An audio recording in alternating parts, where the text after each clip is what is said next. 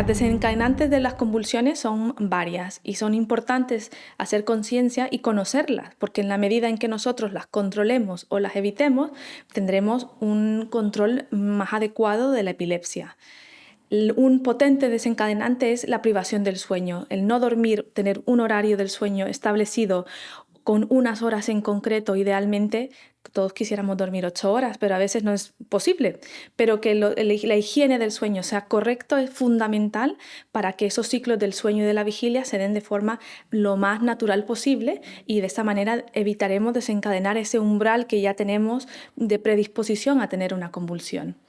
Otro de los desencadenantes muy frecuentes son, por ejemplo, las infecciones o las enfermedades que una persona puede padecer. Al encontrarse descompensado, pues puede verse su umbral de convulsiones reducido, como si fuese un diabético, por ejemplo, que al estar enfermo su control de la glucosa no es la óptima. Pues lo mismo sucede con la epilepsia.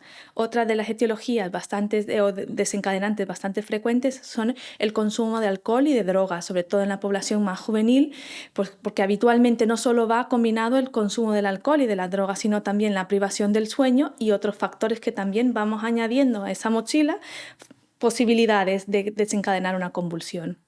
Y otras de las etiologías de desencadenantes de las convulsiones son, en algunas epilepsias en concretos, la estimulación con las luces estroboscópicas, videojuegos o la televisión, pero son en concreto en algunas epilepsias fotosensibles en concreto.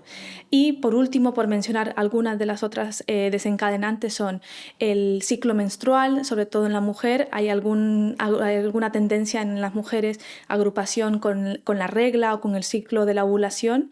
Y otra causa no infrecuente, sobre todo en la población ya anciana, es la polifarmacia, el tener muchos medicamentos, sobre todo el uso de opiáceos, concomitantes, el tener muchos fármacos en conjunto, pues pueden favorecer la reducción de ese umbral de convulsión.